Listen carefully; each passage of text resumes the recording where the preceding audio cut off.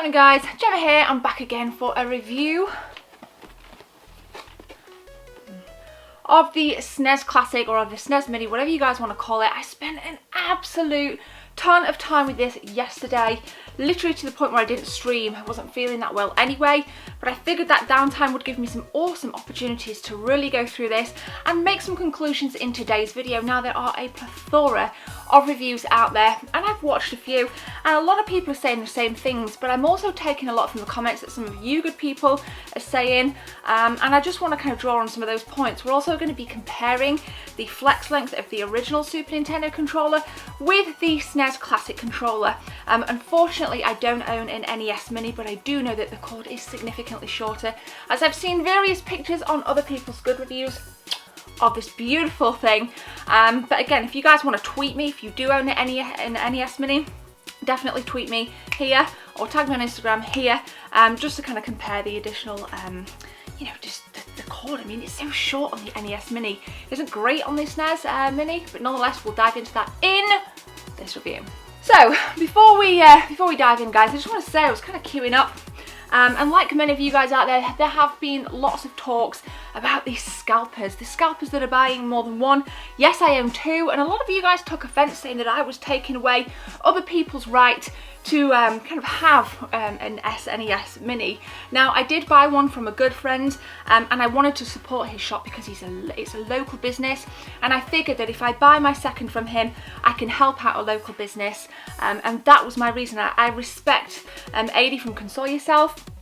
And I knew all along that I was going to get one from him because I respect him and I want to support him, just as I expect some people to support my content if you enjoy, I guess, the stuff I put out. But parking that to one side, whether you own one, two or three, this is an awesome little console, and we've waited a long time for this to come, and it was a real surprise this year to know that it was actually finally going to land in our laps. So a lot of people are saying that they wished games like Chrono Trigger were on this.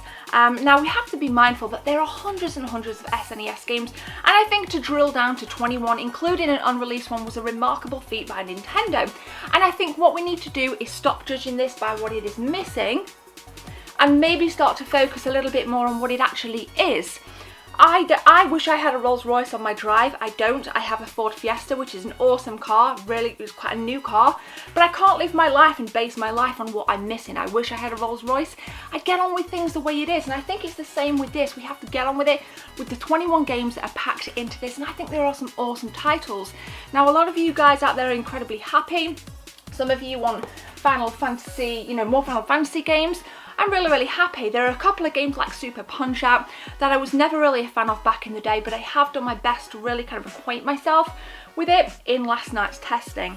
Now, there are three things you can do in terms of the screen, the actual output. You've got the classic CRT TV look with the lines, which I know a lot of you guys really do prefer, and you really enjoy playing that because it really is that nostalgic feel.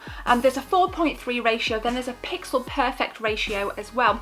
Me personally, if I'm playing this through HDMI, I want to be playing it in the crispest possible way ever because, well, because it looks better, it looks more aesthetically pleasing. It puts out 720p. Again, a lot of people are saying that they wish it was 1080p. Me personally, I'm more than happy with 720. I know I film in 1080p 60 frames per second, but if I'm gaming, you know, I absolutely don't mind 720p on something like this. If it was a PS4, it'd be different, but I think 720p is an awesome output. And let me know, guys, what do you think about that, 720p or 1080? Again, like I said, we've got to stop judging for what it hasn't got and start looking at what it has. For me, 720 is ample, and I want you guys to bear that in mind if you're thinking about getting one of these very soon. So another thing that I really actually like, I didn't think I would, are the borders around the side. Obviously, if you play in 4:3 aspect, in fact, if you're playing in any aspect ratio on this, you get to choose between different borders. For me personally, I like the more kind of neutral tones. There are a lot of bright colours. You know, there are like some speckles, there's some like polka dots, really bright colours that you can have either side of the actual gameplay. And I find that immensely distracting, guys. Absolutely distracting. So I stick with the wooden, there's a wooden panelled one with the SNES logo in the top right hand corner. For me, I think that is pretty cool. I think that is pretty darn sweet. And again, like super duper happy with it. Let me know what border you play with, and let me know if you're not happy with it, and we can definitely talk it through. Even if we don't necessarily agree, we can have a nice, mature, intelligent debate in the comment section below. So game library then, let's just talk about Star Fox 2 for a moment. Star Fox 2, I beat it last night. It was on the easiest mode. I tweeted Dylan Cuthbert, and for those of you that don't know, a couple of years ago I had a playlist called Games We Never Knew About Cancelled Games, where I'd reach out to developers and talk about why the game was cancelled, and Dylan Cuthbert actually took part in my Star Fox 2 video. So I will endeavour to stitch in. In fact, what I'll do is I'll link the video in the cards. It's an older video, so the quality isn't as good, but I'll link it in the cards to contribute towards the video. And I tweeted at him last night, and he said that there's lots of replay value. There's different things to kind of collect as you go back through. And for me, I think there are extra levels in like harder difficulty, so I think it's got a lot of replay value. It took me less than an hour to beat it on the kind of the easy mode. Nonetheless, I had a ton of fun.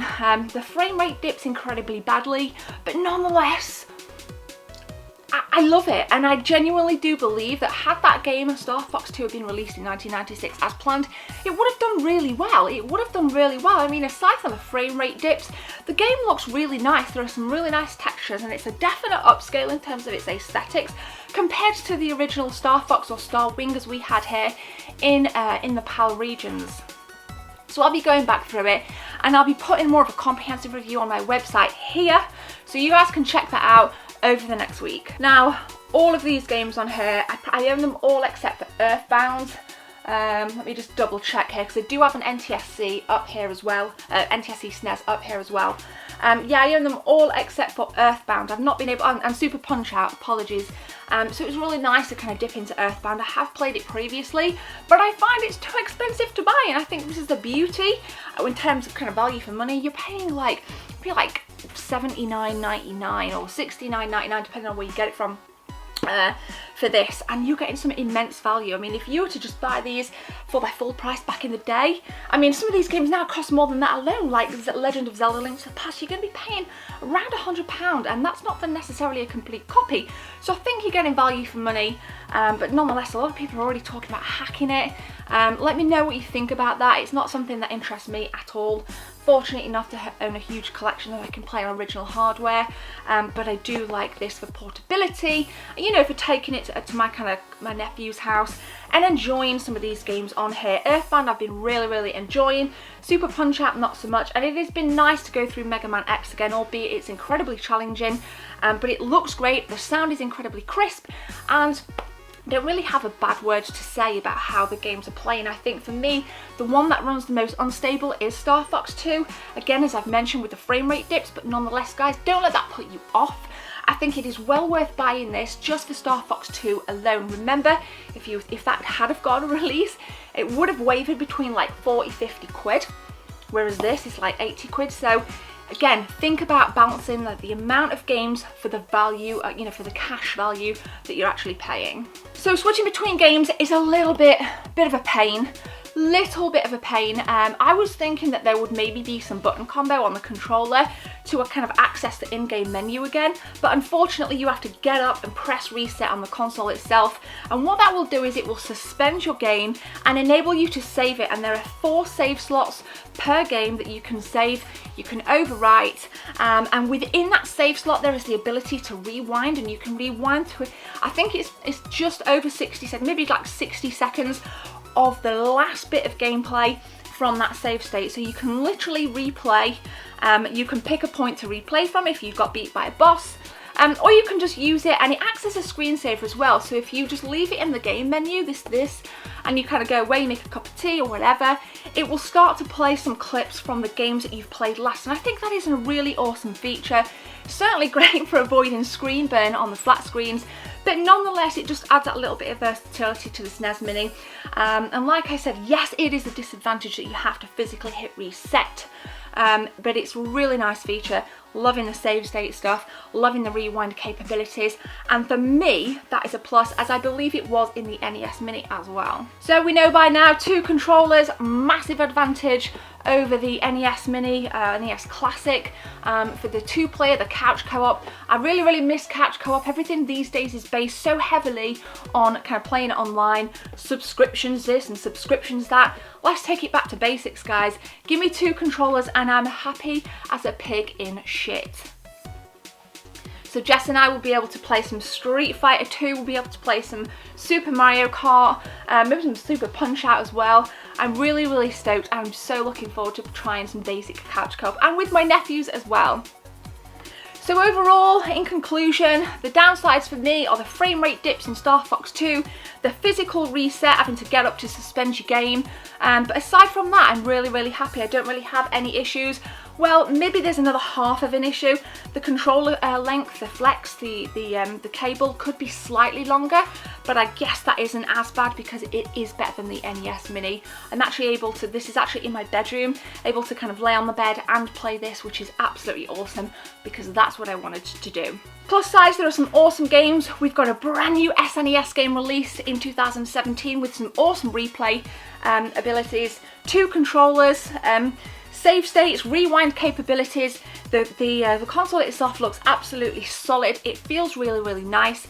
And again, it's HDMI outputting in 720. So guys, loads more advantages than disadvantages. I definitely think if you're able to get hold of one, then go and get yourselves one. I will link Console Yourself in the description. Message AD and ask him if he's got any in. He may get some more in, so he may be able to give you a bit of a heads up, a bit of a nod when these come back in if you've not been able to get one. And I'm really sorry if you haven't been able to get one, but definitely sit tight, guys, because these will, Nintendo are producing more.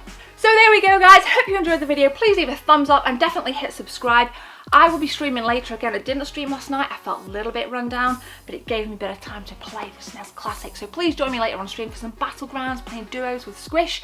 Thank you for watching, guys. My name is Gemma. Have a beautiful day. I'm off for lunch now. Take care. See you soon.